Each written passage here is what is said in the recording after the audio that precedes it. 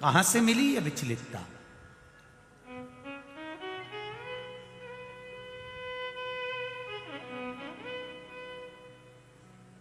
पांडव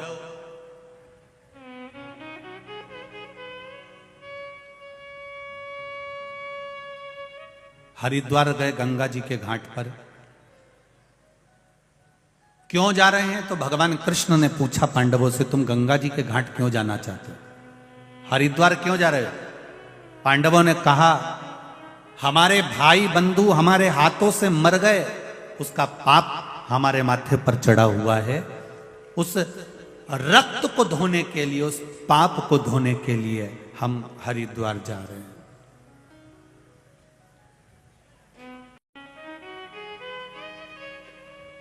उस पाप को धोने के लिए हम हरिद्वार की भूमि पर जा रहे हैं।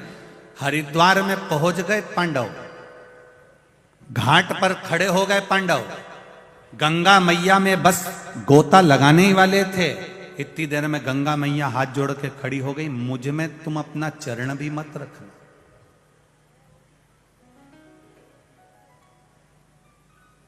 मुझ में तुम अपना चरण भी मत रखना।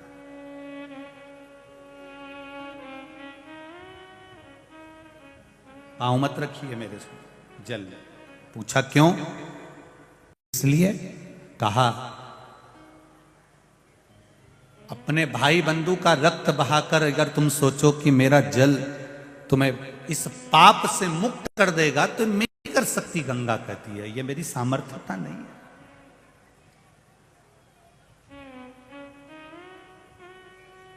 अभी कल ही हमें कहीं की न्यूज पढ़ रहे थे, उसमें पढ़ा था हमने कि मात्र 15 इंच जगह के लिए एक ने अपनी भतीजी को ही समाप्त कर दिया। कितनी जगह थी?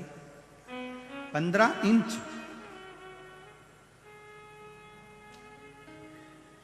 मात्र 15 इंच की प्रॉपर्टी के लिए, मात्र 15 इंच की जगह के लिए, मात्र 15 इंच की जगह को कितना तू यूज करेगा भाई?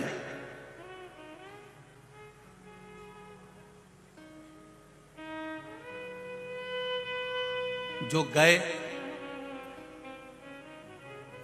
उनको जरा एक बार आपकी पहचान हो उनसे, और उनको लोग अगर आप यहां से गए हो और मोबाइल लेके गए हो तो उनको फोन लगा के पूछ लेना कि नाथूलाल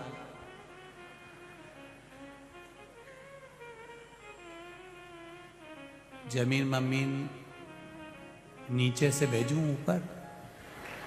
एक आध बार पूछ लो। 25 लाख की गाड़ी में घूमने वाला भी एक दिन 25 रुपए के लोटे में भराकर हरिद्वार पहुंच जाता है।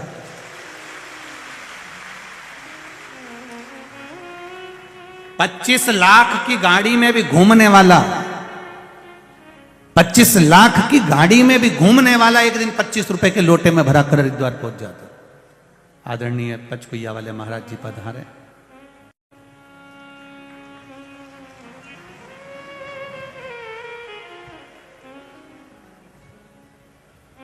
बड़ा वात्सल्य, बड़ा प्रेम है आदरणीय महाराज जी का महामंडलेश्वर जी।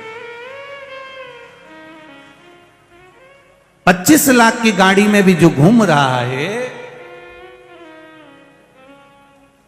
वो भी एक दिन 25 रुपए के लोटे में भराकर हरिद्वार गंगा के घाट पहुंच जाता। अब जरा विचार करो, वो 15 इंच की जगह के लिए किसी के प्राण लेना उत्तमता कहां है?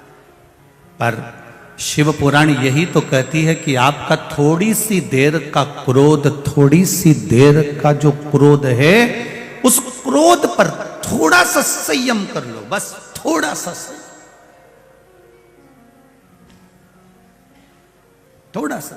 बैठो दीदी, अभी कथा चालू हुई है, थोड़ा सा कथा विराम की ओर जब लेंगे तब आप लोगों से बात करेंगे। अब केवल 15 इंच की जगह है, केवल 15 इंच, और कितनी देर का क्रोध है वो? थोड़ी सी देर का गुस्सा आया, उसमें तुमने समाप्त कर दिया। क्या रह गया?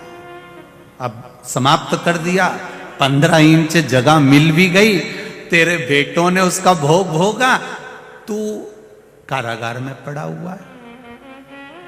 सुख भोग पाया? नहीं भोग पाया।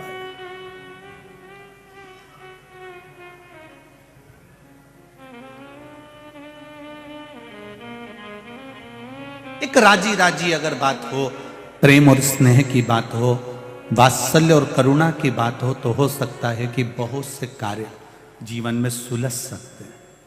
पर क्रोध को तुम्हें घर के डस्टबिन में डालकर चलना पड़ेगा। क्रोध को तुम्हें डस्टबिन में, कचरे के डब्बे में डालकर जाना पड़ेगा, तब जाकर आपको जिंदगी के पड़ाव पर सुख की अनुभूति हो जाए।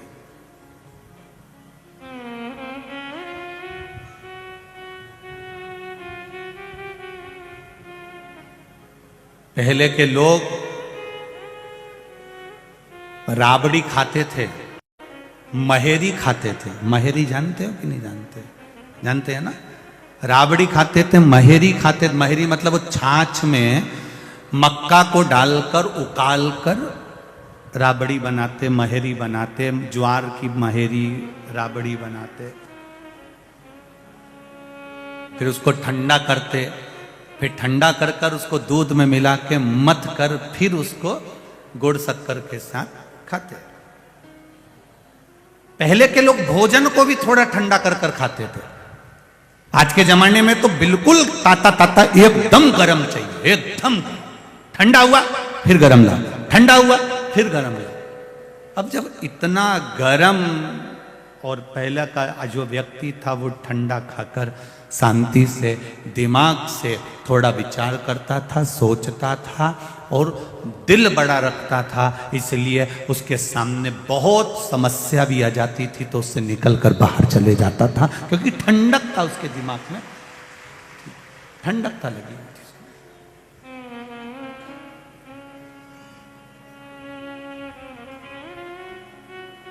पांडवों को देखा तो पांडवों को देखकर कह दिया, गंगा मैया कर रही है, तुम्हारा उद्धार मैं नहीं कर सकती, कहां जाएं हम? गंगा जी ने कहा, मेरा उद्धार अगर महादेव जी ने करा है तो तुम्हारा उद्धार भी महादेव ही करेंगे। शिव जी को ढूंढने के लिए जब मार्ग से जाने लगे तब भगवान कृष्ण आकर खड़े हो गए। भगवान कृष्ण ने पूछ लिया, पांडवों कहां जा रहे हो? हमें शंकर भगवान से मिलना है, शिव जी की स्तुति करना है, पर हम उसको देखना चाहते, हम उसको एक बार मिलना चाहते।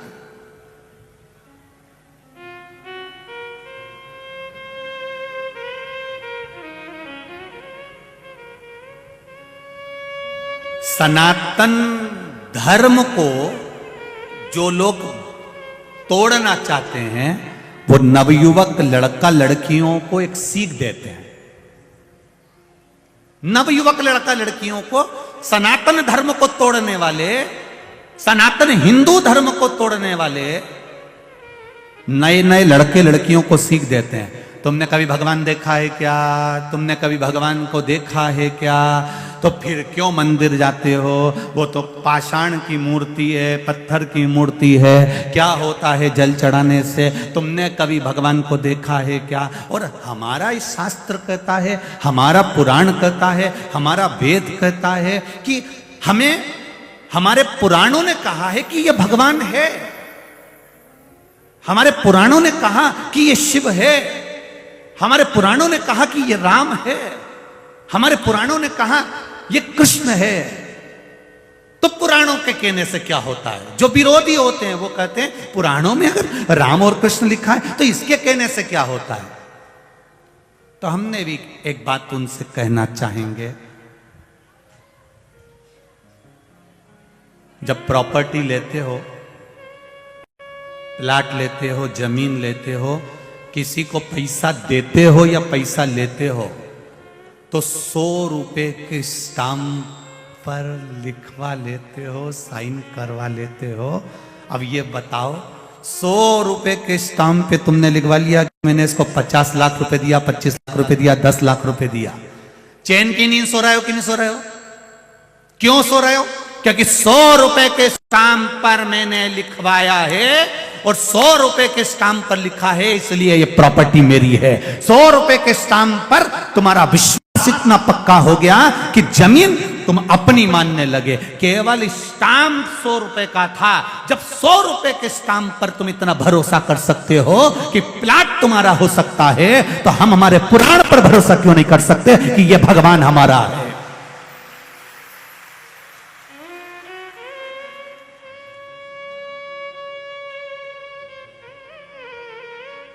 सनातन हिंदू धर्म को भटकाने के लिए ये पुराणों में क्या लिखा था? मत कराना एक भी रजिस्ट्री,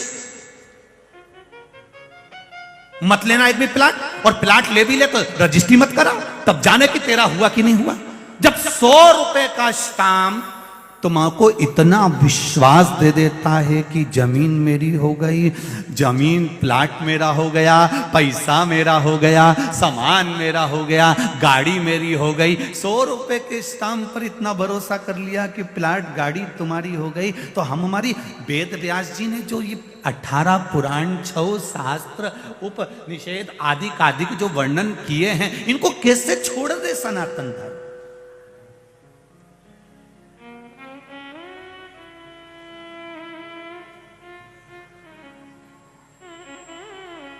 तुम भगवान पर इतना भरोसा करते हो? हां,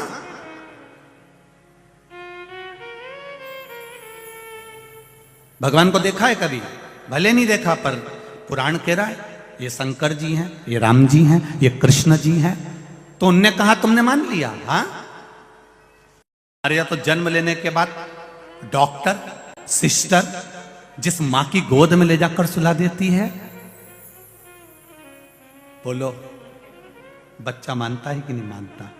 ये मेरी मां है, ये मेरा पिता है। लोग कहते हैं कि भगवान आकर दर्शन देगा तब मानेंगे कि ये भगवान है। तो तुम अपने पिताजी से जाकर कहो कि हमारा डीएनए टेस्ट कराओ, तब मानेंगे कि तू हमारा बाप है।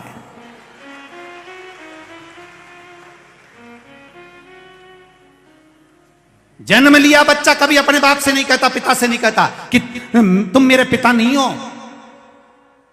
वो विश्वास मानता है कि डॉक्टर ने कहा ये मेरा पिता है, सिस्टर ने कहा ये मेरा पिता है, नर्स ने कहा ये मेरा पिता है, और मेरी मां की गोद में मुझे लाकर डाल दिया तो ये मेरी मां है, ये मेरा पिता है। और जिंदगी भर निभाता है, जिंदगी भर कि ये मेरी मां है, ये मेरा पिता है।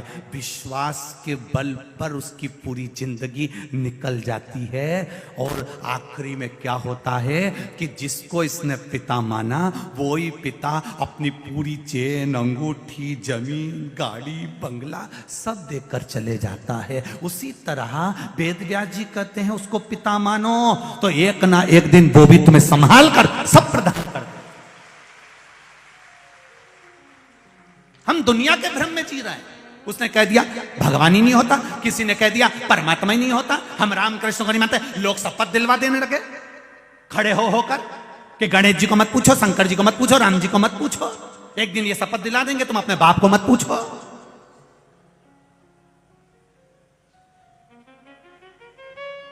राम कृष्ण शिव ये 33 कोटि देवी देवता हमारे पुराणों में लिखा है।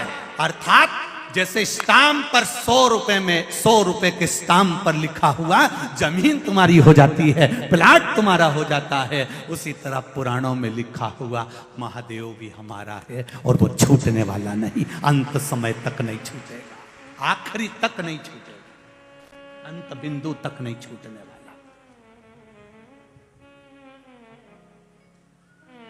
अंत बिंदु तक नहीं छूटेगा।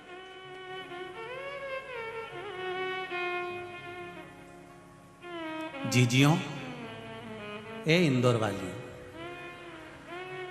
तुम लोग जब आती होगी ना, रोड पे बैठ के कथा सुनती होगी ना, तो लोग तुमको कहते भी होंगे, कोई लोग हंसते भी होंगे, कई लोग तुम्हारी हंसी भी उड़ाते होंगे। कितनी बेवकूफ होगी, कितने पागल हैं, कितने पागल हैं।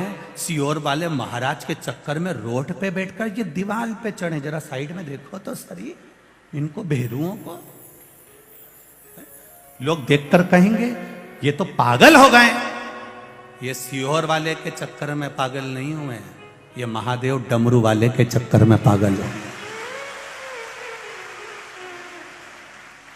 और फिर निवेदन करूंगा, ये दिल एक बार यदि मेरे महाकाल राजा की कथा में लग जाता है तो ये दिल फिर हॉस्पिटल में खुलता नहीं और दूसरी जगह लगता नहीं है, लगता ही नहीं। जिसका यहां लग गया, हाँ कई लोग ऐसे भी आएंगे जो केवल भीड़ देखने आए होंगे, खूब सारे हैं। कमला तो दिख ही नहीं रही।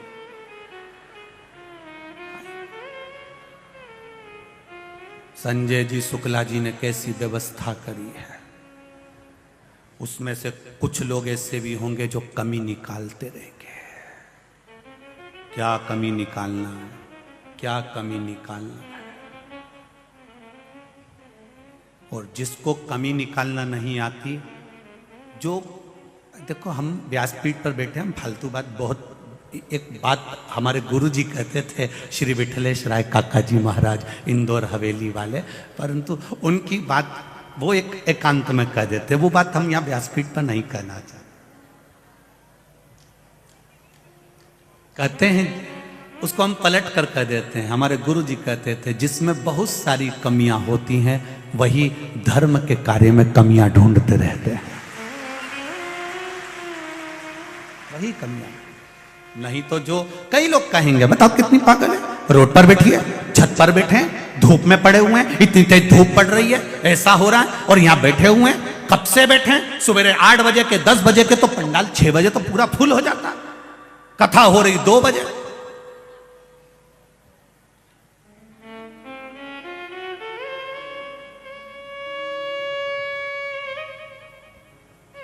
ये तुम्हारी साधना है,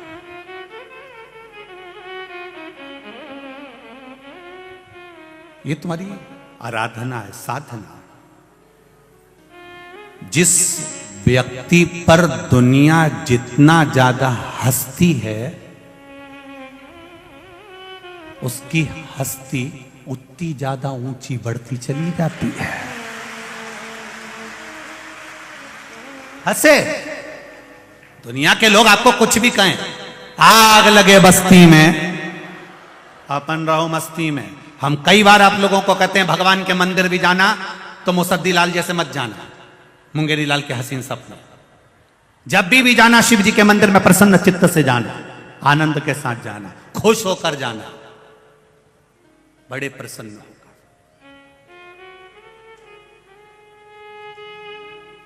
भगवान को भी लगना चाहिए, दुख होने के बाद भी इसके चेहरे की चमक कह रही है कि महादेव पर विश्वास है, भरोसा है इसको। शंकर भगवान, पांडवों ने भगवान कृष्ण से कहा क्या हमें भगवान शिव को देखना है, भगवान कृष्ण ने कहा उसको देखकर क्या करोगे, उसका भजन कर लो, वही बड़ी बात है। पर युधिष्ठिर नहीं माने ना, भीम नहीं माने, नकुल सहदेव नहीं माने, अर्जुन नहीं माना।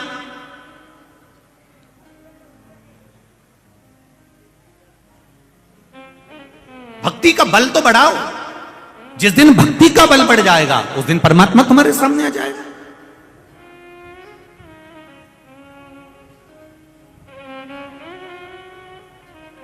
ये भक्ति का बल बढ़ता है। इंदौर में बहुत लोग हैं, बहुत, जो कथा करवाना भी चाहते हैं, कथा लेना भी चाहते हैं, पर शिव महापुराण की कथा वहीं पहुंचती है जहां पर भक्ति का बल बढ़ा हुआ होता है, तब कथा मिल पाती है। धन से कभी कथा नहीं हुई, केवल भक्ति के बल पर कथा हुई है, भक्ति के बल पर।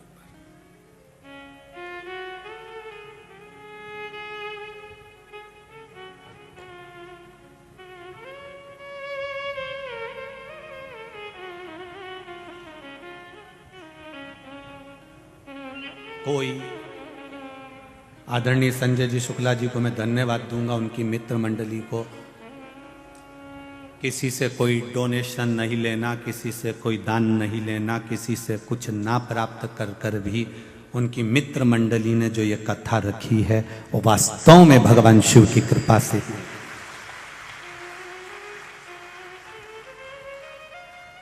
भक्ति के बल पर कर वो आएगा। पांडव चले, भगवान कहाँ मिलेंगे? तो किसी ने कहा वो तो काशी में रहता है, कैलाश पर्वत से काशी में। पांडव काशी चले गए। भगवान ने पार्वती जी से कहा, पार्वती अब मैं यहाँ नहीं रहूँ, मैं तो जाऊँ। पार्वती ने पूछा क्यों? बस अब मेरा मन नहीं कर रहा है, क्योंकि ये जो आ रहे हैं अपना पाप धोने के लिए आ रहा है, ये मुझे प्राप्त करने के लिए नहीं आ रहा।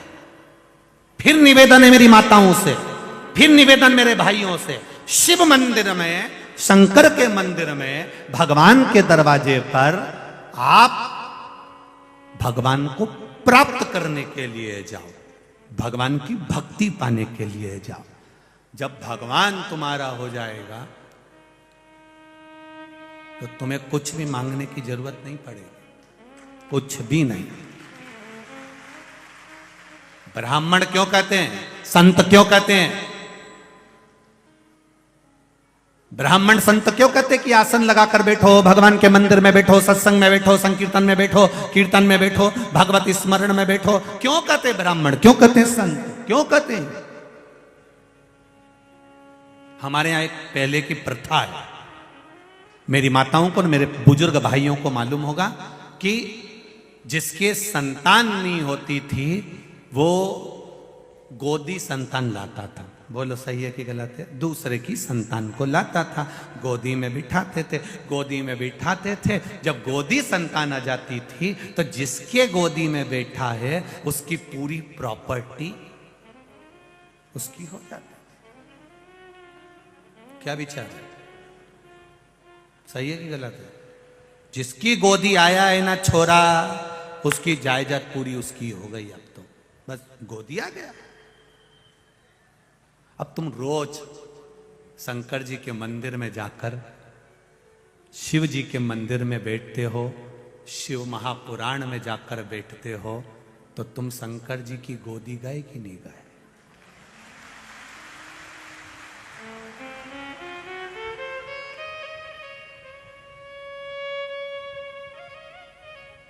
अब एक बार हमने कहीं कथा कह दी ये वाली, तो किसी ने कह दिया गुरुजी फिर शंकर जी की जितनी प्रॉपर्टी वो हमारी। हमने कहा तो काशी का मंदिर, महाकाल राजा का मंदिर सब हमारा। हमने कहा पर सांप बिच्छू भी तुम्हारा। कि गुरुजी रहने दो, फिर तो नीचे है। हमने पूछा क्यों? अभी 3 दिन पहले हमारे घर में बाहर आ गया था दादा, 14 दिन नींद नहीं आई, रात को सो रिया था और सोते ही जगदम्बा का बाल, चोटी जो उधर दिखी, मैंने बाजू में से गमला उठा के दोस्त दिया। उसने थाने में रिपोर्ट कर दी कि मुझे आधी रात को पीटा, मेरा खून निकल, मैं सांप समझा था। अब आप बताओ। तो हमने कहा नहीं, जब प्रॉपर्टी उनकी तो सांप बिच्छू भी तुम्हारा के नीचे है, बिल्कुल नीचे है, हमें नीचे।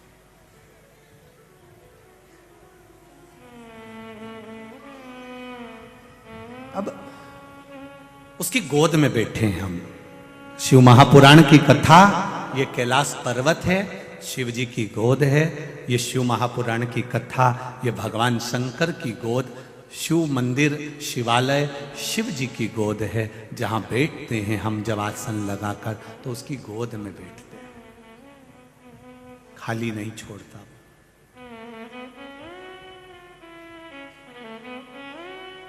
पांडव गए काशी में तो भगवान नहीं मिले। तुम पाप धोने जा रहे हो, महादेव को प्राप्त करने के लिए नहीं। अगर तुम महादेव को प्राप्त करने के लिए जाते तो महादेव मिलते, शिव जी मिलते, ये निश्चित है। आप भगवान के पास जाओ तो भगवान को प्राप्त करने के लिए जाओ। जिससे सुख शांति मिला करती, वह ज्ञान न जाने भगवान मेरे इस जीवन का कल्याण न जाने।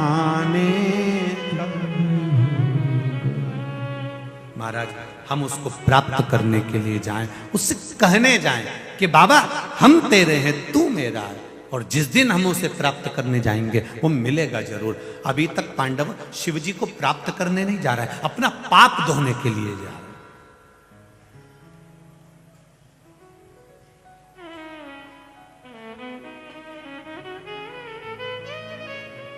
अब एक बात बहुत अच्छे से समझ लीजिए, किसी को जम के थप्पड़ मार दो और स्वारी कह दो तो पाप धुल जाएगा?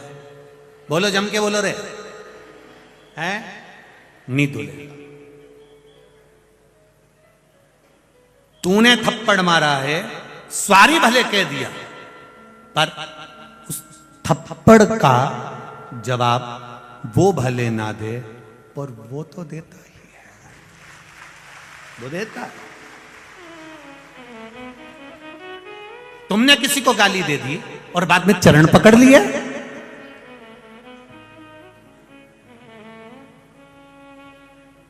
दे तो दी।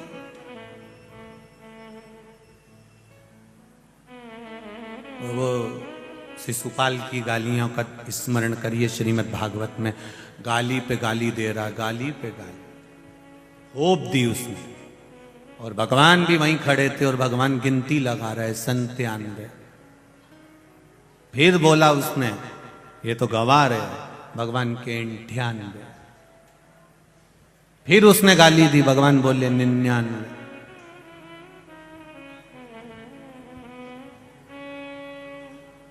बस उसने जो सो बोली, और इन्हें उठाया सुदर्शन और मुंडा काट दिया।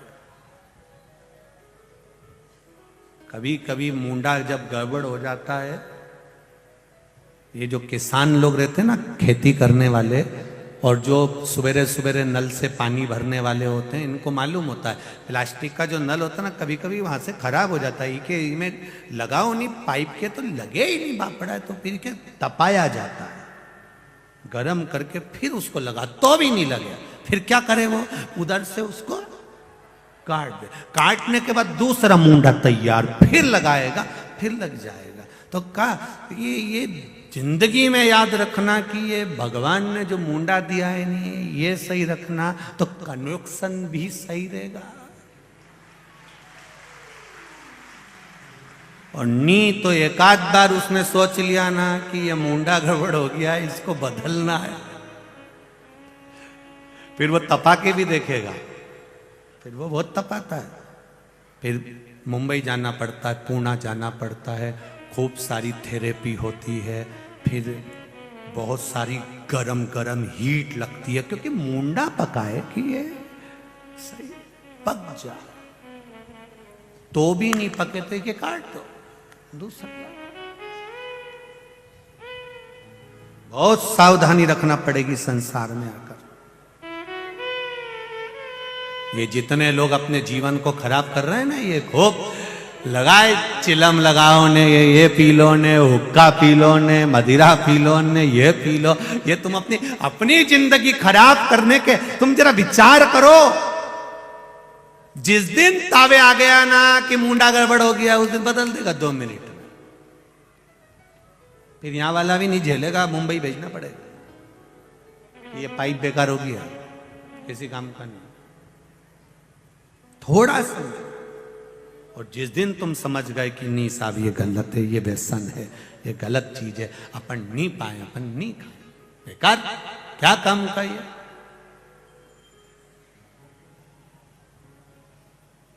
कौन पाए फिर उसको।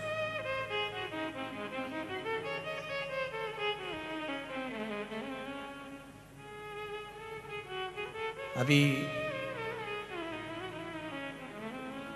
वर्मा जी को मालूम होगा, हम कौन से दिन गए थे, यहाँ से बाहर गए थे, वहाँ चौराहे तक वहाँ कोई कार्य था, तो हमने क्या देखा कि वहाँ वो विजयनगर चौराहे से इधर पे आते हैं, तो उधर वो साया जी होटल से और वहाँ विजयनगर चौराहे के बीच में एक मदिरा की दुकान थी, वहाँ छोरे तो कम थे, छोरियाँ ज़्यादा थी।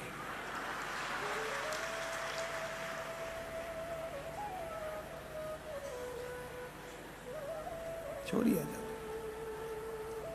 हमने गाड़ी वालों से कहा थोड़ा सा स्लो चलाइए, वर्मा जी खुद गाड़ी चला रहे थे, स्लो स्लो गाड़ी, हम जहाँ ठहरे हैं वर्मा जी क्या वहां हमने कहा गाड़ी जरा स्लो चलाइए, आजकल का माहौल खराब हो गया गुरुजी।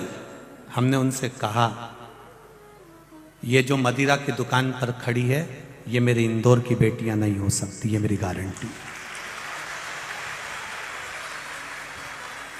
इंदौर की फिजा को, इंदौर की हवा को और इंदौर के वातावरण को ये दूसरे जगह के आकर यहां कॉलेज में एडमिशन लेकर, जिनके मां बाप इनको भरोसा कर कर भेजते हैं और वो कॉलेज में रहकर या कहीं कमरा किराए से लेकर, ये बेटियां हमारे इंदौर की फिजा खराब कर रही हैं। इंदौर का वातावरण इतना गंदा नहीं है।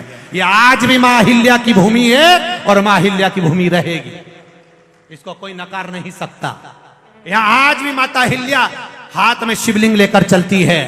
तो यहां की बेटियां इतनी मर्यादा नहीं तोड़ सकती कि मदिरा की दुकान पर लाइन लगाकर मदिरा खरीदे। ये इंदौर की बेटियां नहीं हो सकती।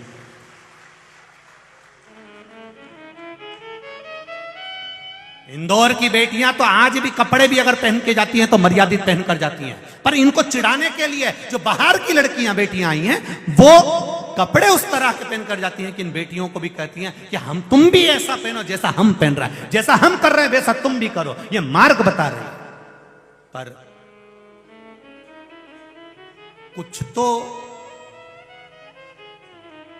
कुछ तो गलती माता पिता की भी होती है, पढ़ाई के साथ में संस्कार देना भूल जाते हैं। थोड़ी सी गलती। पढ़ाओ। इस व्यासपीठ से निवेदन करूंगा बार बार आपको, आप इंजीनियर बनाओ, डॉक्टर बनाओ, कलेक्टर बनाओ, आईएएस ऑफिसर बनाओ, आपकी मर्जी पड़े जो बनाओ बेटा और बेटी को, पर उससे पहले संस्कारित बनाना, संस्कारित बनना जरूरी है। नहीं तो दिल्ली में जैसे श्रद्धा के 35 टुकड़े हुए, कब हो जाएंगे मालूम नहीं पड़ पाए। संस्कारवान होना चाहिए और यह माता पिता का क्रम होना चाहिए कि हमारे बच्चों को हम पढ़ने के लिए भेज रहे हैं। और केवल बेटियों पर कंट्रोल नहीं, बेटों पर भी होना चाहिए। बच्चों पर कंट्रोल हो। अब कई लोग कहते हैं सुनते ही नहीं हमारी, तो सुनते ही नहीं, सुनते ही नहीं। तो तुम्हारी औलाद है ना, तुम्हारी नहीं सुने, सुनते ही नहीं, सुनते ही नहीं।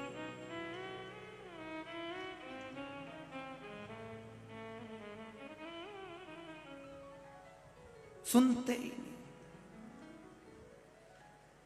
सुनते ही नहीं। तुम्हारी सास भी कहती थी बेटा टीवी पे कथा आ रही है सीहोर वाले महाराज की, बच्चा गर्भ में था, खूब कहा सास ने सुन ले सुन ले सुन ले। तुमने नहीं सुनी तो तुम्हारी औलाद तुम्हारी सुनेगी।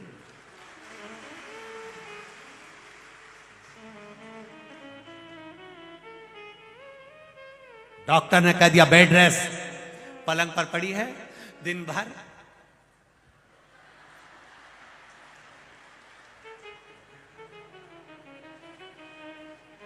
औलाद होन भी ऐसी पैदा हुई। आज की औलाद को कोई सा भी खिलौना दे दो, उससे नहीं खेले, पर मोबाइल दे दो। क्यों? गर्भ का ज्ञान मिला है प्रहलाद और ध्रुव जैसा, गर्भ का ज्ञान। डॉक्टर ने कह दिया था बेड रेस्ट, उठ भी नहीं। कितनी बजे है? सुबह 9 से 12 बजे तक। टीवी पर जो कथा आने का समय है वो दोपहर में 2 बजे से 5 बजे तक ही आया। निवेदन रहेगा जो लोग कथा से वंचित रह गए हैं वो अवश्य श्रवण करें और अपने जीवन को सार्थक। शिव कथा कर, भगवान शंकर का चरित्र कर। नर और नारायण ने भगवान शंकर की आराधना करना प्रारंभ करा।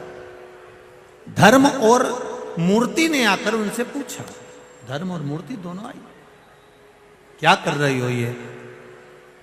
मां हमें शिव जी की आराधना करना है, हमें शंकर भगवान को प्राप्त करना है,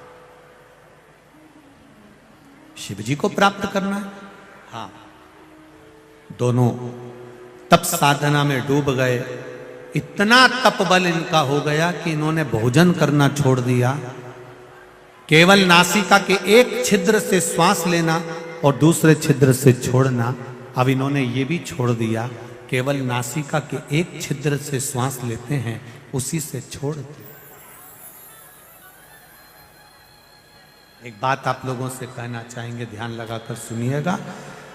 शिव जी को रिझाने के लिए लोग बहुत जितना प्रयास कर सकते हैं सब करते हैं, पर शिव महापुराण की कथा कहती है आपका जितना सरल स्वभाव हो, जितने सरल बन सकते हो उतने बन जाओ। शिव जी को रिझाने के लिए जितना सरल स्वभाव होगा, भोले को पाने के लिए भोला बनना पड़ेगा तो भोलेनाथ खुद ही प्राप्त हो जाए। सरल बन जाए।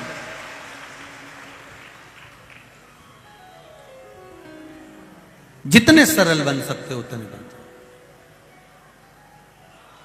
महाराज नर नारायण ने तप किया, शिव जी प्रकट हो गए और भगवान शंकर प्रकट होकर उसी समय पर सम्मुख में आकर खड़े होकर कहते हैं, नर नारायण मांगो तुमको क्या चाहिए। कहा प्रभु कृपा करिए दातार, बस आप इस पर्वत पर रहें, यहां विराजमान रहें, जो आपका दर्शन करने आए उसकी मनवांछित फल की प्राप्ति हो। शिव जी नर नारायण पर्वत का भाव जानकर उसी पर केदारेश्वर के रूप में विराजमान।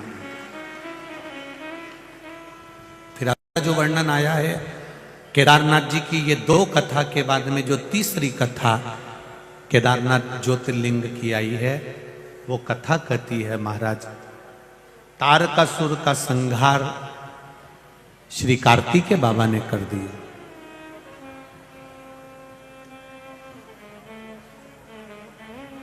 तारकासुर मर गए।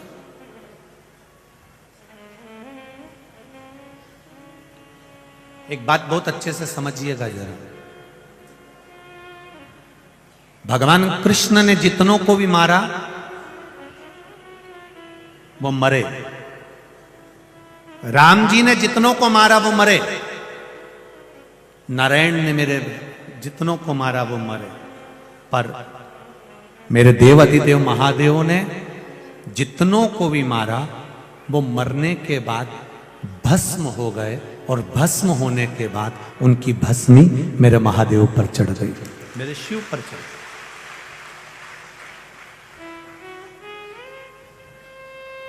आप पूरी शिव पुराण को उठाकर देखिएगा, सब जगह पर लिखा है तारकासुर भस्म हो गए, गजासुर भस्म हो गए,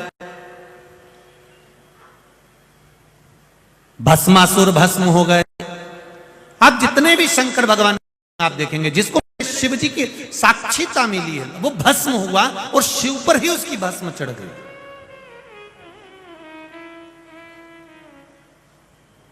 भगवान देवाधिदेव महादेव पर ही उसकी भस्म समर्पित हुई।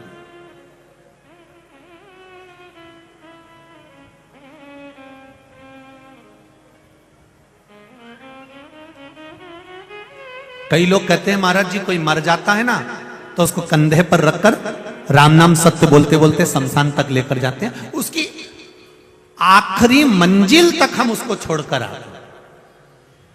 पर शिव महापुराण की कथा थोड़ा उल्टा कह रही है।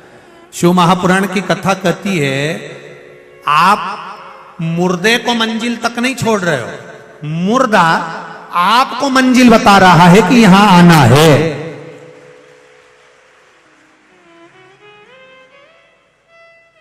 वो मुर्दा आपको मंजिल बता रहा है कि मत बुरे कर्म कर बंदे वरना पछताएगा, भगवान की आंखों से तू बच नहीं पाएगा, तू बच नहीं पाएगा। अरे ओ अज्ञानी मत करना, तेरे कर्म का फल भी तू ही पाएगा, जैसा किया तूने तेरे आगे आएगा। मत बुरे कर्म कर बंदे, मत बुरे कर्म कर बंदे वरना पछताएगा, भगवान की आंखों से तू बच नहीं पाएगा, तू बच नहीं पाएगा। शिव कथा कर रही है, मुर्दे को तुम मंजिल तक नहीं पहुंचा रहे हो, मुर्दा तुम्हें आखिरी मंजिल दिखा रहा है कि यहां मैं आया हूं, एक दिन तुमको भी आना है। जैसे मैं बंध कर आया, सबको मालूम है कि यह मर गया, नहीं उठेगा, फिर भी कितना डर है कि अर्थी पे रख कर भी जम के खींच खींच के बांध रहा है। और बांधने वाले भी एक्सपर्ट हर समाज में मिल जाएंगे, ज्ञान देने के लिए खड़े रहेंगे। अच्छे से बांधो,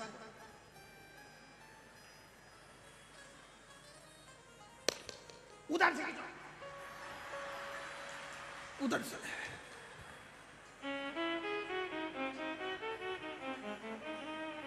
और जम के खींचो।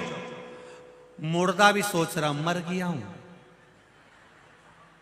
निपट चुका हूं, सौ पड़ा है, इतना मत खींचो, मैं कहीं नहीं जाऊंगा।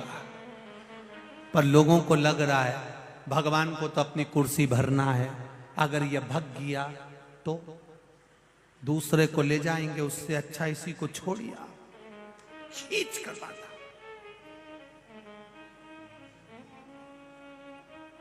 ले गए राम नाम, अरे बोलो तो सत्य, जिंदा रहे हो तब तक बोल लो, मरने के बाद दूसरे बोलेंगे, अपन तो सो रहेगा, कौन बोलेगा? ले गए। आगे वाले चिल्ला रहे हैं राम नाम सत्य है, पीछे वाले बात करते जा रहे हैं। सीताफल बहुत बड़े बड़े आ रहे हैं,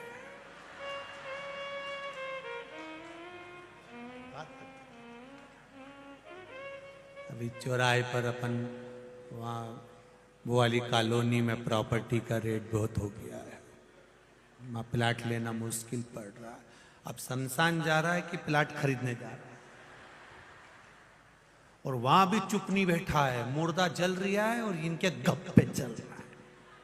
वो तो बस नहीं चले इनका, नहीं तो ये वही दाल बाटी सेक के खाते हैं, इनका बस नहीं चले। शिव कथा कर रही है, हम मुर्दे को मंजिल नहीं दे रहे, मुर्दा हमको मंजिल दे रहा। कथा कर रही है शिव महापुराण। तारकासुर मर गया, तारकासुर के 3 बेटे, तारकाक्ष, विदुमाली, कमलाक्ष की, तीनों ने भगवान शिव का ब्रह्मा जी से वर मांगा, हम मरे ना, ब्रह्मा जी ने कहा मरना तो पड़ेगा, तो फिर वर दे दो हमको। क्या वर दिया जाए? वर दिया, हम मरे तो तीनों एक साथ मरे, तीनों को वर दे दिया। तीनों ने उपद्रव चालू करा, तीनों ने विचार कर लिया कि एक जगह पे इकट्ठे कभी मत होना, एक जगह पे इकट्ठे मत हो कभी भी। कितनी बड़ी बात शिव महापुराण की कहती है, ये सीख देती है कि एक साथ इकट्ठे होकर घर के सभी व्यक्ति, घर के सारे पुरुष एक साथ कहीं पर भी ना जाएं, घर में कम से कम एक व्यक्ति को तो छोड़कर जाइए।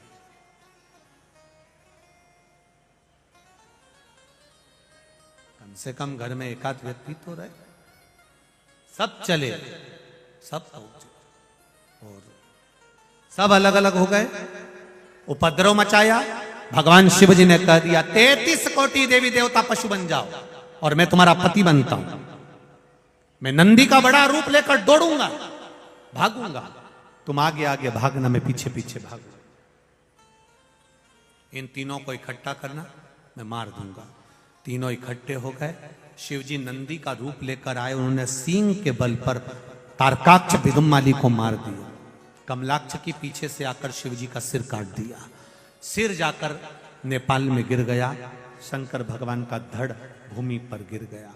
जैसी भूमि पर गिरा, शंकर भगवान को लगा ये तीनों अगर आज नहीं मरे तो कभी नहीं मरेंगे। शिव जी ने अपना असली स्वरूप धारण करा, त्रिशूल लेकर तारकाक्ष, विदुम्माली और कमलाक्ष की तीनों को समाप्त कर दिया। देवताओं ने जय घोष करी, बोल पशुपतिनाथ भगवान की। नेपाल में जाकर वो शीश गिरता है और भगवान पशुपतिनाथ के रूप में विद्यमान होते हैं। धड़ केदारेश्वर के रूप में विद्यमान होता है, विराजमान होता है। बोल केदारनाथ भगवान की जय। भगवान का सुंदर शिव महापुराण में पाशुपत्य अस्त्र, पाशुपत्य व्रत का वर्णन आता है और भगवान पशुपति व्रत का जो विधान कहा गया है महाराज, भगवान शंकर का ये 5 सोमवार का व्रत होता है। इस 5 सोमवार के व्रत में अगर पुरुष और स्त्री, पति और पत्नी दोनों साथ में व्रत कर रहे हैं तो थालियां अलग अलग लगेंगी, प्रसाद अलग अलग जाएगा, दिया अलग अलग जाएगा। प्रसाद बनने का जो पात्र भी होता है, कढ़ाई, उसमें अगर हलवा बना रहे हो या सामान बना रहे हो, एक साथ नहीं बनेगा, दोनों थाली का अलग अलग बनेगा।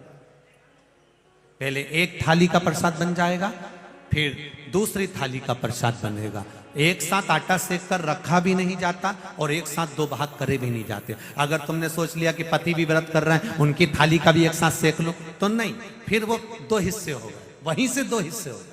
बोलो सही है कि गलत है? कढ़ैया में 2 हिस्से हो गए कि पति के लिए भी सेक लेती हूँ, मेरे लिए भी सेक लेती हूँ, लेकर जाएंगे उनकी भी थाली का भी, तो वो फल नहीं प्राप्त होगा, उस व्रत की कोई मान्यता नहीं। शिव पुराण कह रहे हैं प्रसाद तैयार कर कर थाली में 6 दिए रखकर भगवान शंकर का सुबह के समय जब पूजन कर कर आ जाओ, शाम के समय पर प्रसाद का भाग लेकर दिए लेकर जाइए। दिए भूमि पर 6 दिए नीचे रख दीजिए। चाहे तुम दिए मट्टी के ले जाओ, चाहे तुम आटे के ले जाओ, जो तुम्हारा मन करे वैसे दीप भगवान शिव के मंदिर में लेकर जाइए। 6 दिए मंदिर में रखकर प्रसाद के 3 हिस्से कर दीजिए। 3 हिस्से प्रसाद के वहीं भूमि पर रखकर, कागज, दोना, जो भी पात्र लेकर जाते हो उसमें रखकर रखिए। भगवान का पूजन अर्चना करिए। 2 भाग मंदिर में छोड़ दीजिए। 5 दिए, जो 6 दिए रखे हैं उसमें से 5 दिए प्रज्वलित करिए। 5 दियों को जलाइए। 6ठा दिया जलाना नहीं है, पर जमीन पर जरूर रखना है। उसको जलाना नहीं है, उसको जमीन पर जरूर रखना है। ऐसा नहीं कि थाली में रखे वापिस लिया वहां से, जमीन पर रखो, उसको जलाना नहीं है। 5 दिए प्रज्वलित कर कर, पूजन कर कर, देव अधिदेव महादेव से प्रार्थना कर कर, बाबा आज मैंने पशुपति व्रत लिया है, आप कृपा करना, ये मेरा पहला व्रत है बाबा, उसको स्वीकार करना। बाबा से विनती कर, हमारी जमीन कितनी है, हमारी इजाजत कितनी है, हमारा मकान कितना है, हमारे ससुर के नाम कितना है, हमारे पति के नाम कितना है, मेरे बेटे के नाम कितना है।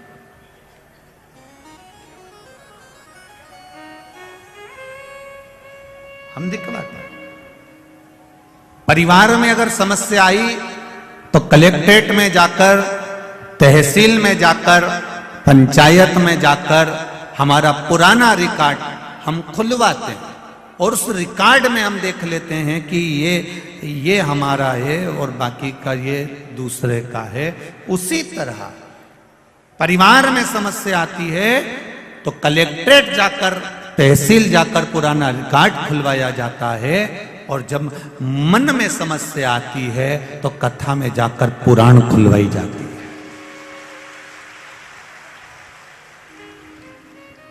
वो घर की समस्या को मिटा सकता है पुराना रिकॉर्ड, परिवार की समस्या को मिटा सकता है पुराना रिकॉर्ड, पर यह पुराण, चाहे वो श्रीमद् भागवत पुराण हो, चाहे वो विष्णु पुराण हो, चाहे नर्मदा पुराण हो, चाहे पुराण हो, चाहे नारद पुराण हो, चाहे ब्रह्मवेत्ता पुराण हो, चाहे अग्नि पुराण हो, चाहे ताप्ती पुराण हो, जितनी भी पुराण आप पढ़ेंगे, उन सारी पुराणों क्यों खोली जाती है? हमारा देखने के लिए कि हमारा पूर्व का जीवन क्या था और उस जीवन में हम कैसे जीते आए।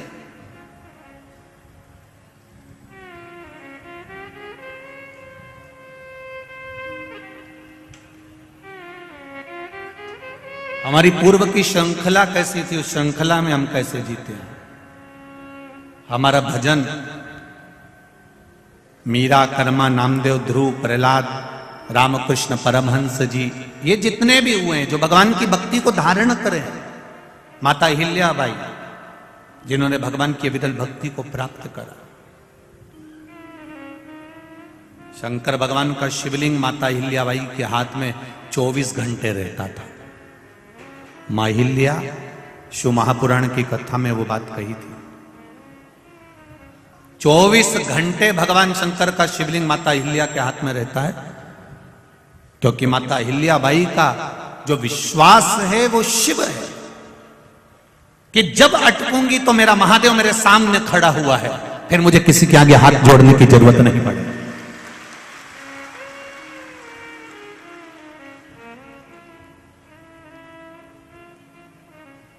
बाकी के जितनों की भी आप मूर्ति देख लो, पूरे संसार में जितनी भी मूर्तियां आपको जहां लगी मिले, उन मूर्तियों का दर्शन करना। सारी मूर्तियां कोई हाथ जोड़ती नजर आएगी, कोई आशीर्वाद देती नजर आएगी, कोई इशारा करते हुए नजर आएगा, कोई बाय करते हुए नजर आएगा, कोई टाटा करते हुए नजर आएगा। केवल भारत की भूमि पर एक मूर्ति ऐसी है माता अहिल्याबाई की, जिस मूर्ति में अहिल्याबाई जब भी नजर आएगी तो उसके हाथ में भगवान शंकर का शिवलिंग नजर आएगा। केवल पूरे विश्व में एक ही मूर्ति है ऐसी, माता अहिल्याबाई।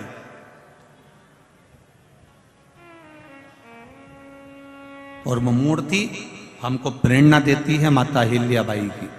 वो मूर्ति हमको बताती है कि मैंने शंकर भगवान को अपने हाथ में लिया है, तुम भले हाथ में लेकर मत चलना, पर भगवान शंकर को अपने दिल में लेकर जरूर चलना, तो कहीं अटकोगे नहीं। अहिल्याबाई कह रही है, माता अहिल्याबाई का यह भाव वर्णित कर रहा है। शिव को साथ लेकर चलो, शंकर भगवान को साथ लेकर चलो।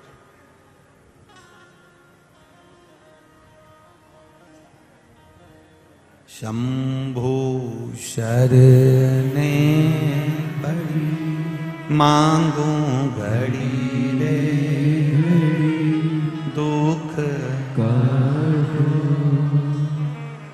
दया करी दर्शन आपको, दया करी ने दर्शन आपको। ये हमें प्रेरणा दे रही है माता अहिल्याबाई, हमको प्रेरणा दे रही है। रामकृष्ण परमहंस जी हमको प्रेरणा दे रहे हैं।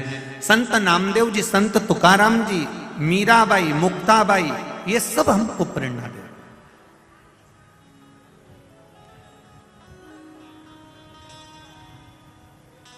कोई जरूरी नहीं है कि प्रत्येक घर में संत पैदा हो जाएगा।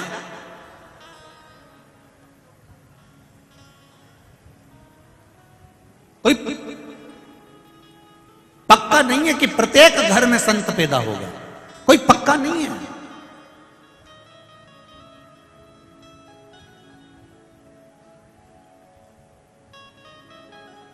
खूब सारा मक्का लगाई, खूब सारा भुट्टा लगाया, मक्का लगाई, एक जैसा बीज, एक जैसा पानी, एक जैसी फसल, पर कहीं कहीं का भुट्टा मक्का ऐसी रे एकदम मीठी, और बाकी का कहीं कहीं का देख लो तो ऐसा निकले, कहीं में तो दाना ही नहीं निकले, नहीं छीलो तो कहीं दो चार इधर चिपका, ने दो चार इधर चिपका, नजर ही नहीं, एकदम फीका, स्वाद ही नहीं है। और किसी किसी में इतना स्वाद, तो जरूरी थोड़ी ना कि सभी के घर में संत हो जाएंगे, सभी के घर में भगवंत हो जाएंगे। कोई जरूरी थोड़ी ना कि सबके घर में आम का पेड़ है और सबके घर में आम लग जाएंगे। फिर भी सबके घर में आम का पेड़ नहीं है, पर जितने भी यहां बैठे हैं और जितने टीवी के सामने बैठे हैं और मोबाइल पर सुन रहे हो, ईमानदारी से बोलना, तुम्हारे घर में भले आम का पेड़ नहीं होगा, तुम्हारे यहां भले आम नहीं लगेगा, पर क्या तुम आम नहीं खाते हो? खाते हो। कहां से लाते हो? बाजार से। सब्जी वाले के यहां जाओगे, मार्केट वाले के यहां जाओगे, फल वाले के यहां जाओगे और वहां से आम लेकर आओगे। आम सभी को खाना, आम सबको अच्छा लगता है, पर आम का पेड़ तुम्हारे घर में नहीं है, तुम्हारे खेत में नहीं है, तुम्हारे यहाँ इतना आम लगता भी नहीं है कि तुम सब आम खा जाओ। महाराज आम भले तुम्हारे यहाँ नहीं लगे, आम भले तुम्हारे यहाँ पैदा नहीं हो, आम भले तुम्हारे यहाँ नहीं मिले, तो तुम बाजार से लाती हो और बाजार से लाकर उस आम को खाकर अपने उदर को तृप्त करती हो। उसी तरह हमारे घर में भले संत पैदा नहीं हो, पर हम किसी कथा में से जाकर थोड़ी सी ज्ञान की बात लाकर इस आत्मा को तो तृप्त कर सकते हैं। कथा में से हम थोड़ा सा तो ला सकते हैं ना। ठेले वाले से भी तो आम खरीदते हैं, फल वाले के पास में जाकर हम सब्जी भाजी तो खरीदते हैं। तो ये वो फल है जिसको हमने शिव महापुराण के भीतर बैठकर, भगवान शंकर की कथा में बैठकर, भगवान शंकर की अविरल भक्ति में बैठकर हमने कुछ प्राप्त करा। और संपूर्ण विश्व वालों ने, केवल देश में नहीं विदेश में भी लोग भगवान शंकर को जल चढ़ा रहे हैं। ये वो फल, भले उन्होंने, उनके घर में आम नहीं लगा, भले उनके घर में कोई संत पैदा नहीं हुआ, पर उन्होंने वो आम खरीद कर लेकर गए, अर्थात उसका स्वाद उनको लग गया। उसी तरह आपको जो शिव पुराण का स्वाद लगा है, वो स्वाद कोई साधारण नहीं है। एक लोटे जल से क्या फल मिल सकता है, वो स्वाद जिंदगी में लगा।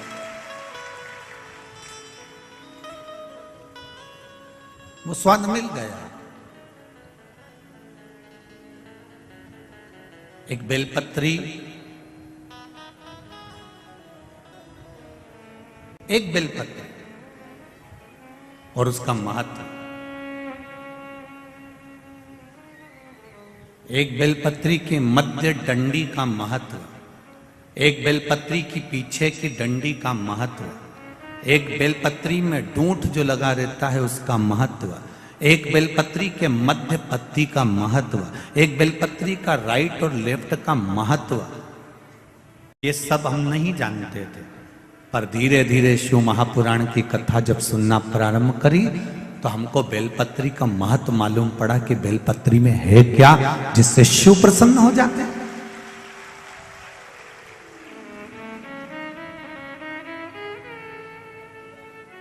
एक बेलपत्री में ऐसा क्या था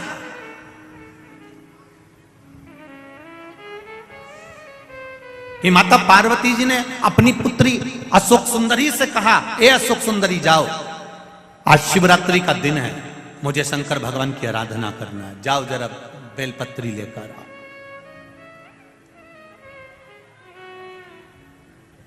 अशोक सुंदरी संपूर्ण जगह पर भ्रमण कर कर आ गई, संपूर्ण जगह बेलपत्री नहीं मिली।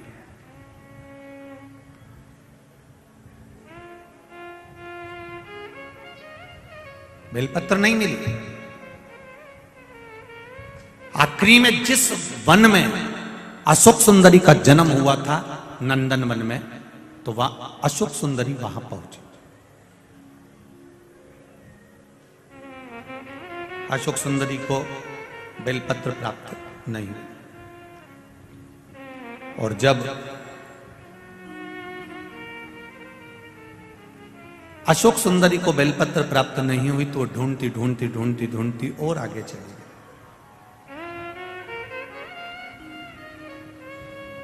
नहीं। अंत में अशोक सुंदरी को लगा कि मेरी माता ने आज मुझे पत्र लिखकर भेजा है कि मेरी पूजन में बेलपत्र नहीं है। तो अशोक सुंदरी ने अपने 100 बच्चों को भेज दिया कि जाओ जरा बेलपत्र पता लगा कर। बच्चे जब अशोक सुंदरी के पुत्र पुत्री जाने लगे तो उन्होंने, पिताजी ने पूछ लिया, अशोक सुंदरी के पति ने, राजा नहुष ने, भगवान शंकर के दामाद हैं राजा नहुष, अशोक सुंदरी के पति हैं राजा नहुष। राजा नहुष ने पूछ लिया अपने बच्चों से, बेटियां कहां जा रही हो तुम, मेरे पुत्र कहां जा रहे हैं? आज मेरी 100 बेटियां 100 बच्चे क्या ढूंढने जा रहे हैं, तुम क्या ढूंढ रहे हो? सब जगह पर ढूंढने में लगे। इतने में बच्चों ने कहा राजा नहुष से, पिताजी हम नाना जी की पूजन के लिए जो बेलपत्र चाहिए तो नानी जी ने बेलपत्र बुलवाई है, उस बेलपत्र को ढूंढने के लिए जा रहे हैं।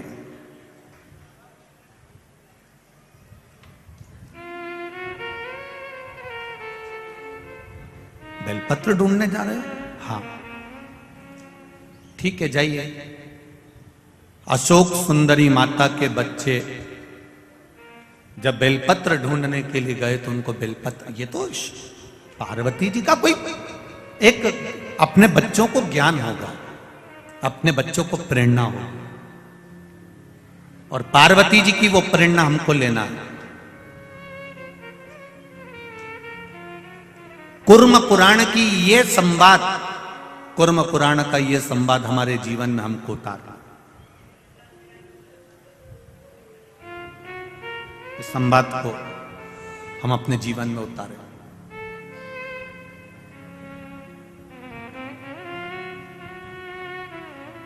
पद्म पुराण में और कुर्म पुराण में अशोक सुंदरी माता का बहुत विस्तार से वर्णन किया गया। कभी मौका लगे तो पद्म पुराण में अशोक सुंदरी का संवाद पूरा पढ़िएगा, और कुर्म पुराण को निकालिएगा तो उसमें भी इसको पढ़िएगा।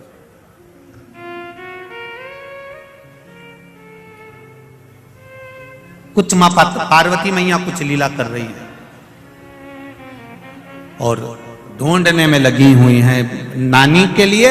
हम शिवजी के पूजन के लिए, अपने नाना के पूजन के लिए हम बेलपत्र लेने के लिए जा रहे हैं। बेलपत्र कभी मौका लगे, कभी मौका लगे तो जरूर एक मन में प्रश्न रखना, और जब श्राद्ध पक्ष का समय हो और आप लोग जब गया जी जाएं या कहीं पिंड दान करने के लिए बद्रीनाथ जाएं, या कभी गया जी, कभी आप पंचवटी, जहां पुण्य क्षेत्र है वहां पर जब आप तीर्थ में कभी पिंड दान तर्पण करने जाएं तो वहां पर पिता, अपने पिता के घर का गोत्र, पिता, दादा, परदादा, इनका भी नाम पूछा जाता है, और फिर नाना के घर का गोत्र, और नाना, परनाना और नाना के घर का भी पूरा विस्तार पूछा जाता है। कभी आपने ब्राह्मण देवता से प्रश्न करना था आपको कि गुरुदेव, हम हमारे परिवार के व्यक्ति का पिंड करने आए हैं, तर्पण करने आए, और हमारे नाना जी के यहां का नाम काय को चाहिए तुमको? जब गोत्र इनका है, पिंडदान करने वाला ये है, तो फिर नाना के घर का क्यों चाहिए आपको? नाना के घर का क्या चाहिए आपको विस्तार? वो कुर्म पुराण और पद्म पुराण बताएगी कि अशोक सुंदरी के बच्चे जब बेलपत्र ढूंढने के लिए जाते हैं, वो संवाद से इसको जोड़ा गया।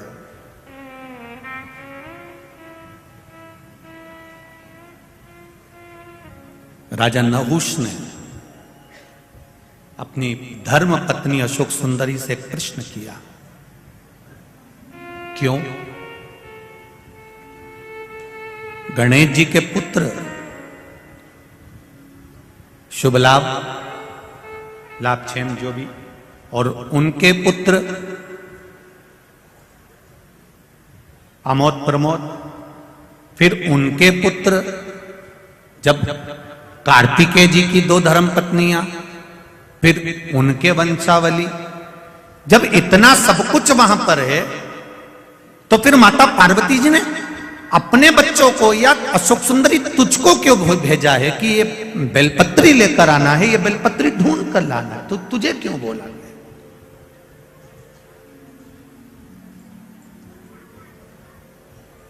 अशोक सुंदरी के मन में भी ये बात अटकी।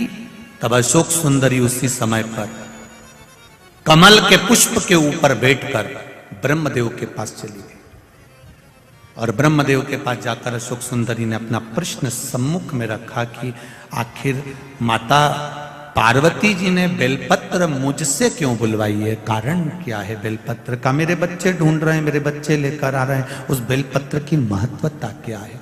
ब्रह्मा जी कहते हैं, ब्रह्मदेव ने कहा,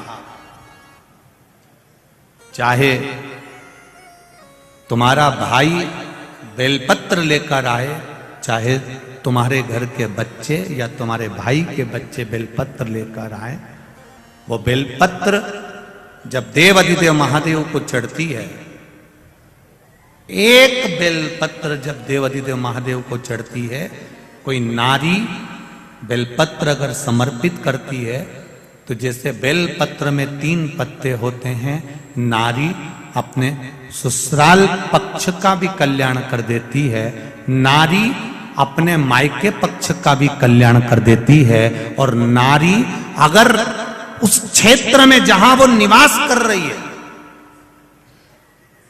जिस क्षेत्र में वो निवास कर रही है, उस क्षेत्र में अगर कोई ब्राह्मण रहता हो, कोई साधु सन्यासी रहता हो, किसी ब्राह्मण के घर का भी अगर कोई तर्पण आदि रह गया हो, तो उस क्षेत्र के ब्राह्मण आदि संत साधु सन्यासी या कोई साधारण सा व्यक्ति जो बहुत दूर जाकर पिंड या तर्पण नहीं कर सकता, मात्र एक बेलपत्री जब नारी भगवान शिव को समर्पित करती है तो ये तीनों की 7-7 पीढ़ी को तार देती है। एक बेलपत्र का वो फल है महाराज, कुर्म पुराण कर रही है, पद्म पुराण कर रही है, एक बेलपत्र का वो फल है, एक बेलपत्र का वो महत्व है।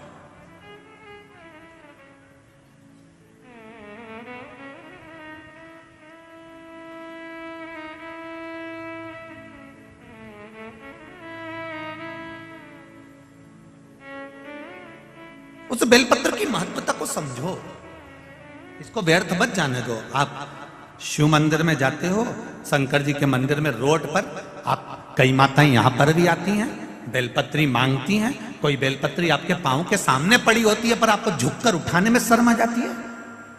किसी ने गिरा दी हो कि हम काय को उठाएं, तुम्हें शर्म आ जाती है। एक बेलपत्री, मंदिर में घूम रहे हो, मंदिर में दर्शन कर रहे हो और बेलपत्री सामने पड़ी और तुम्हें उठाने में शर्म आ रही है।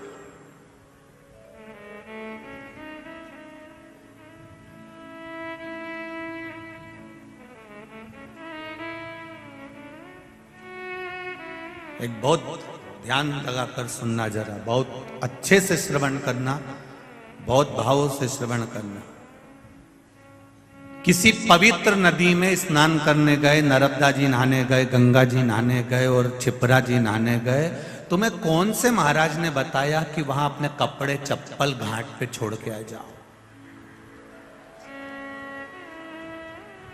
वो महाराज कहीं मिल जाए तो एक बार मुझे भी मिला देना। करवत निवेदन, किसी पवित्र नदी को गंदा करने के लिए कौन महाराज प्रेरणा दे सकता है कि गंगा के घाट पर तुम्हारे कपड़े छोड़ छोड़ के जाओ? अमावस्या के दिन ग्रहण में नहाने जाओ तो अपने कपड़े छोड़ कर जाओ। दूसरा नहाने जा रहा है, तुम्हारे कपड़े उलांग कर जा रहा है, तुम्हें शर्म तो आना चाहिए कि उसको कितना पाप लगेगा। किसी पवित्र नदी को गंदा करने का हक किसी को नहीं है, किसी को नहीं है साहब। हमारा शास्त्र कभी नहीं कहता कि पवित्र नदी को गंदा करिए। वो माँ है हमारी, नर्मदा माँ है हमारी, क्षिप्रा माँ है हमारी, गंगा माँ है हमारी, उसको कैसे अशुद्ध कर दे? थोड़ा सा विष यमुना जी में जाता है कालिया नाग का और मेरे भगवान कृष्ण कूद कर यमुना को शुद्ध कर देते हैं। मेरे ठाकुर खुद कूद जाते हैं यमुना को शुद्ध करने के लिए। हाँ, किसी संत ने कहा होगा कि अपने गंदे कपड़े उतार कर फिर गंगा और यमुना में, नर्मदा में डुबकी लगाओ, पर किसी महाराज ने यह नहीं कहा होगा कि अपने कपड़े ही वहीं छोड़ आना, बेचारा दूसरा नहाने जाए उसके पांव में वो कपड़ा है। ये कहां का लिखा, कौन ने कहा? कितनी गड़बड़ी हो जाती है कभी कभी, तुमको मालूम नहीं है। ये नर्मदा जी का ये घाट, खल घाट, एक बार हम जा रहे थे महाराष्ट्र कथा करने के लिए, बीच में वहां पर गांव के लोगों ने कह दिया, नहीं गुरुजी तुम यहां से निकलो तो यहां दाल बाटी खा के जाना, ने दाल बाफला खा के जाना। हमने कहा ठीक है बनाओ, पर नर्मदा जी के घाट पे बनाना। अब उनने नर्मदा के घाट पे बनाया। अब इनने बाफला बना के रखा और एक बाफला वहीं पर आगे घाट पे पड़ा हुआ था, तो हमको लगा कि वहां से बाफला लुढ़क के यहाँ आ गया। हमने वो बाफला ले जाके वापिस उसको भगोने में जिसमें उगल रहा था उसमें डाल दिया, बाफला तैयार। जब खाने बैठे सब, वो बाफला जो था वो हमारा आकाश है, उसकी थाली में आ गया।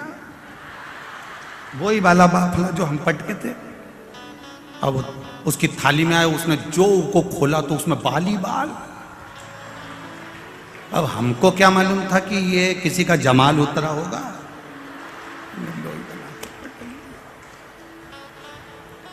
अब वो तो घबरा गया कि गुरुजी किसी ने कुछ कर दिया। हम भी नहीं बोले, हम कहते बाप भाई, अब गुरुजी किसी ने कुछ कर दिया होगा। आखिरी में नहीं रहा गया तो हमने कहा कोई कुछ नहीं करा। हम नहा के बाहर निकल रहे थे, वहां पर बाफला पड़ा था। हम सोचे लुढ़क के आ गया होगा, हमने उसको भगोने में डाल दिया। हमें क्या मालूम था कि वो जमाल का बाल था, हमको क्या। और वो भी कह रिया, ऐसा लग रहा है जैसे बाल गल गए हो। अब उसको क्या मालूम कि छोटे से बच्चे के थे।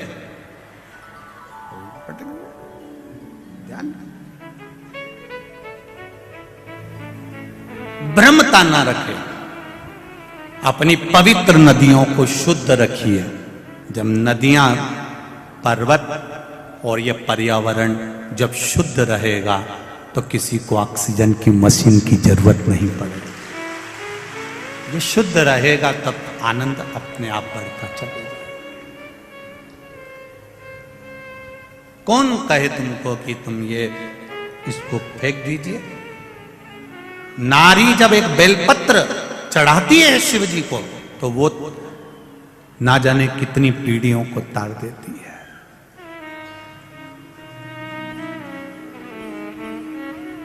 हम तो केवल 7 पीढ़ी या 3 पीढ़ी की बात कर रहे हैं। उज्जैन के ऋण मुक्तेश्वर मंदिर पर दीवाल पर लिखा हुआ है कि शिव महापुराण की कथा वर्णन करती है।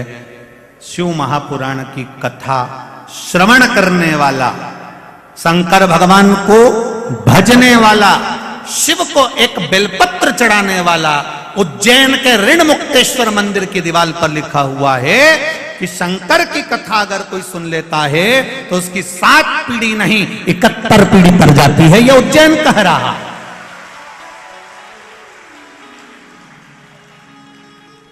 यह उज्जैन का ऋण मुक्तेश्वर मंदिर कह रहा है, जो पत्थर पर अंकित करी गई बातें लिखी हुई। कितना दिया उसने।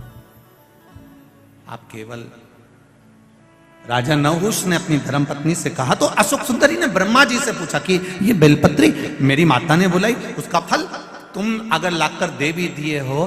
बेलपत्री जितने हाथ से स्पर्श होकर जाती है, जितने के हाथ उसमें लगे होते हैं, उसकी पीढ़ी दर पीढ़ी तरती चली जाती है। यह बेलपत्री का नियम है।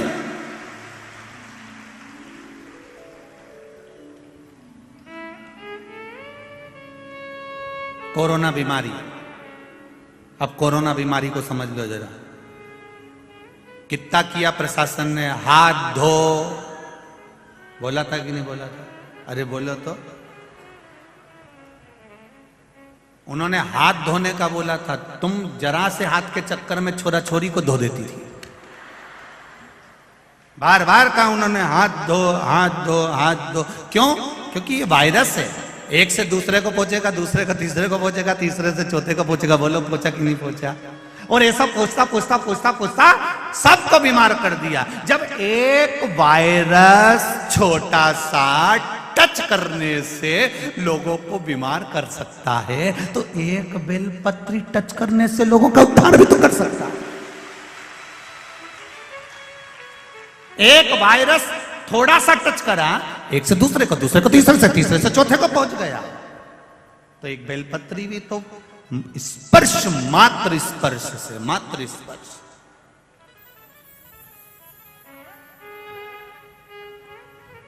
कितना सुंदर लिखा है गर्ग संहिता और नर्मदा पुराण, लिंग पुराण में भी आप पढ़ सकते हो। जिस पात्र में जल भरा जाता है, जिसने मोटर चालू भी करी और पाइप से भी पानी भर दिया, या हापसी से, हेडपंप से पानी लाकर भर दिया, जिसने भरा, चढ़ाने वाला आया, लोटा भरा और चढ़ा दिया, जिसने भरा, जिसने लोटा भर के चढ़ाया उसका 80% पुण्य तो जिसने मोटर से पानी भरा था वो के खाते में चले गया, जिसने भरा। वो तो कहीं कहीं की बहू इतनी समझदार होती है, सास चाय बना के रखी मेहमान के लिए, जेठानी ने चाय बनाई या देवरानी ने चाय बनाई, और किसी किसी में इतनी चतुरता होती है ना, तुरंत उतर की आई सिर पे पल्लू मल्लू लेके, मौसी जी आई, मौसी जी आई, हमारी मासी आई, और मासी मासी करके अंदर गई रसोई घर में और उन्हें चाय छान छुना के ट्रे में लेके आई गई। इतने मासी जी के बहू कितनी समझदार, 2 मिनट में चाय ले आई। अब मासी जी के कौन बताए, ये भेरू की लुगाई कोई साधारण है? मासी जी के कौन समझा कि कोई साधारण है? बनाई बेचारी देवरानी ने, बनाई बेचारी जेठानी ने, बनाई बेचारी सास ने, ये तो केवल लगा के लिए आई। ऐसे कहीं कहीं के रहते हैं, बहुत समझदार।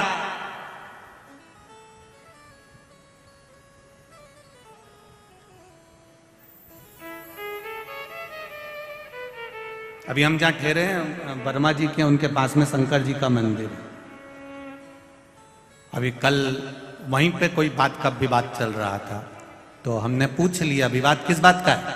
अरे गुरुजी पूछो ही मती, तो हुआ क्या ये तो बता। वो एक माता ने अपना आसन लगाया था पूजन करने के लिए, वो बेचारी उधर पार्वती जी के पास तक गई, इतनी देर में उस आसन पे दूसरी आके बैठ गई और उससे कहा कि तू उठ जा, के नहीं उठ जा, क्योंकि मैंने बिछाया। तो क्या बिछाया होगा, मुझे तो बिछाया मिला, मैं तो समझी महादेव ने मेरे लिए बिछाया। उठे ही और वो हिले ही। अब तुम बताओ गुरुजी कहीं करे, करे तो आसन जिसका है वो निपट लेगा, जिसका आसन हो जाए। एक बेलपत्री का स्पर्श मात्र, जितने हमारे सनातन धर्म में, हमारे सनातन हिंदू धर्म में एक बात बहुत पहले से चली आ रही है, मेरी बुजुर्ग माताएं जानती होगी कि इनके घर में अगर बेलपत्री ज्यादा आ जाती थी सावन के महीने में तो ये पड़ोसन को दे देती थी। बोलो रिजीजियों सही है कि गलत है? अगर ज्यादा आ गई तो वो पड़ोसन को दे देती थी। कोई वस्तु ज्यादा है उसको उठाकर दे दिया, ले वो फूल हरतालिका तीज के दिन ले या ले जा, उसको दिया वो चढ़ा लेगी, उसमें क्या दिक्कत, चढ़े यहाँ चढ़े वहां चढ़े एक ही बात। ज्यादा है पहुंचा दो। अब जो पड़ोसन ने बेलपत्री भेजी, दूसरे के हाथ भेजी, तीसरे के हाथ पहुंची, तीसरे ने चौथे के हाथ पहुंची, चौथे ने पांचवे के हाथ पहुंची, जितना स्पर्श होते चली गई उतना उतना कल्याण करती चली गई। जिसने दी थी वहां से लेकर जहां पहुंची वहां तक उद्धार कर।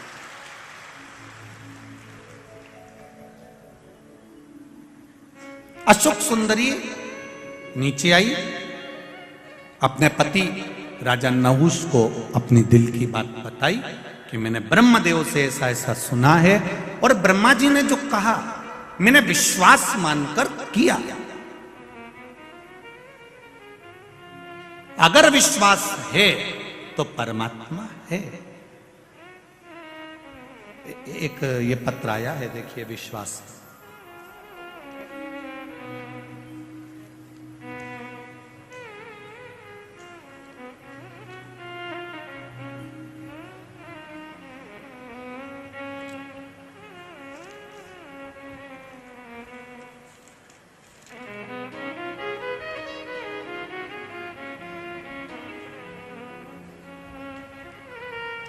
विशाल बराके गुजरात सूरत से आए हैं कथा सुनने के लिए।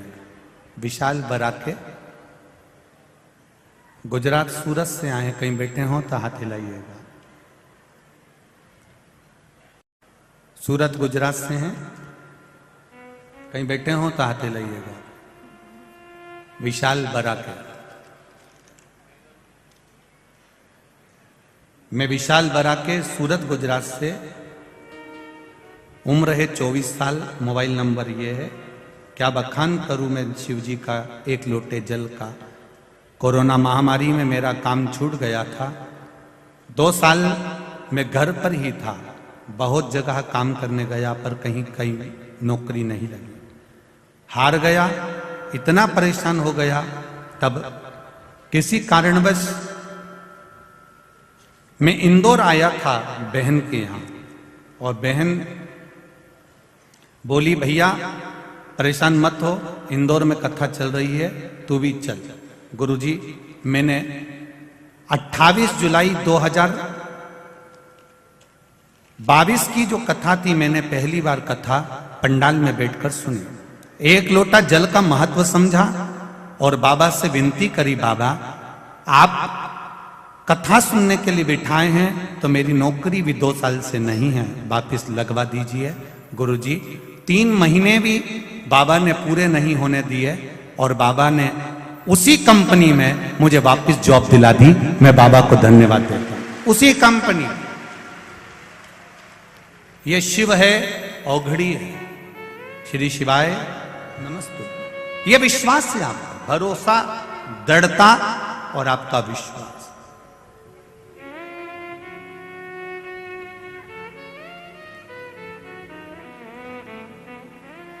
तेरी कृपा बिना ना हिले एक भी अणु, लेते हैं श्वास तेरी कृपा से तनु तनु।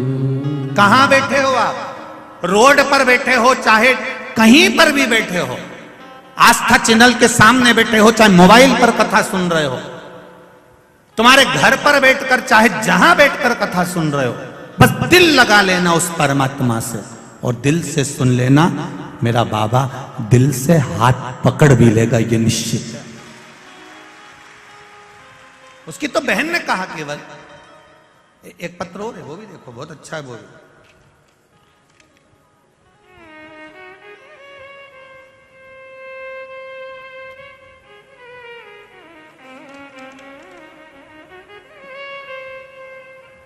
मेरा नाम सरला नामदेव है, मेरी बहू का नाम वर्षा है।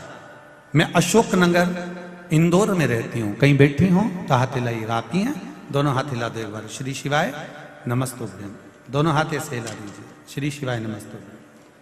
इंदौर में रहती हूँ। रुद्राक्ष के जल और 1 लोटा जल का क्या महत्व है, इसका वर्णन मैं नहीं कर सकती गुरुजी। मेरी बहू प्रेग्नेंट थी, डॉक्टर ने सोनोग्राफी का कहा, मैंने सोनोग्राफी करवाई। यह बात 16/5/2022 की है। डॉक्टर ने कहा बच्चे का होठ नहीं है।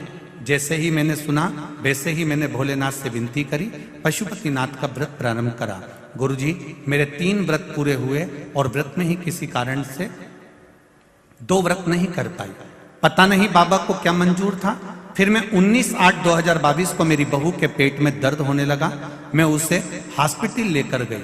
मैं भगवान शिव का जाप करती हुई गई, बहू को रुद्राक्ष का पानी पिलाती रही। हॉस्पिटल पहुंचते ही उसकी सोनोग्राफी हुई। डॉक्टर ने बोल दिया कि बच्चे का होठ नहीं है और अब इसमें धड़कन भी नहीं है, इसकी श्वास भी नहीं चल रही है, धड़कन भी नहीं चल रही है और इसका होठ भी नहीं है। पर मुझे बाबा पर भरोसा था गुरुजी। मैंने रुद्राक्ष का जल दिया था। बाबा मेरे बच्चे की धड़कन नहीं ले सकते थे, ये मुझे विश्वास था। मैंने बाबा से कहा बाबा मेरी लाज जरूर रखना। आपके भरोसे पर, शिव महापुराण के भरोसे पर मैंने शंकर जी को जल चढ़ाकर पिलाया है। डॉक्टर मेरी बहू को ऑपरेशन का बोलकर थिएटर में ले गए और कहा इसके बच्चे में धड़कन नहीं है, होठ नहीं है, ये बच्चा मरा हुआ होगा। बाबा ने उसको ऑपरेशन कक्ष में लेकर गए। 9:15 रात को मेरी यहां पर बहू को बेटा हुआ और बाबा की कृपा से उसकी धड़कन भी थी और होठ भी थी। ये शिव है।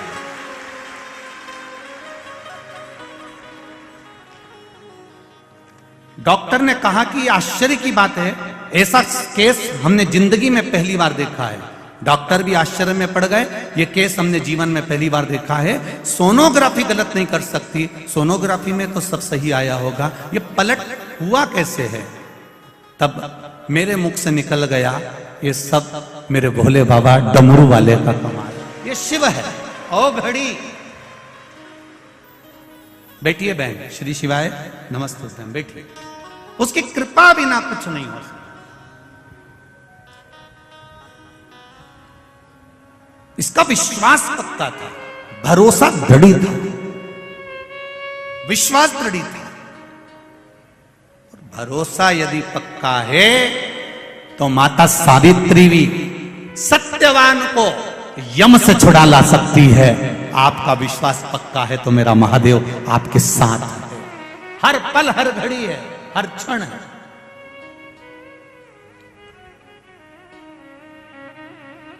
हर पल।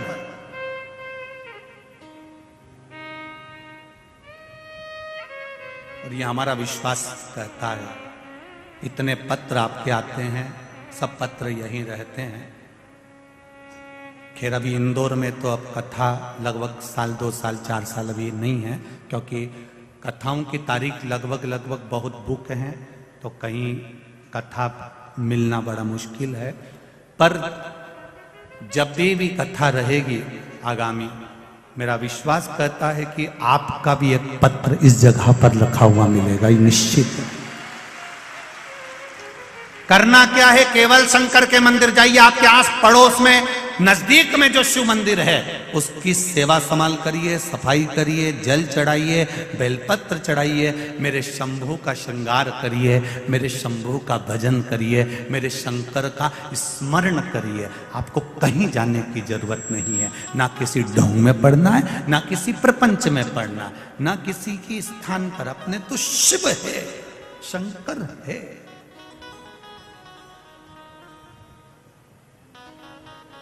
मैंने तेरे ही भरोसे, ओ बाबा तेरे ही भरोसे, हवा बिच उड़ती जावांगी, बाबा डोर हत्तो छड़ी ना मैं कटी जावांगी, भोले मैं तेरी पतंग, शंभो मैं तेरी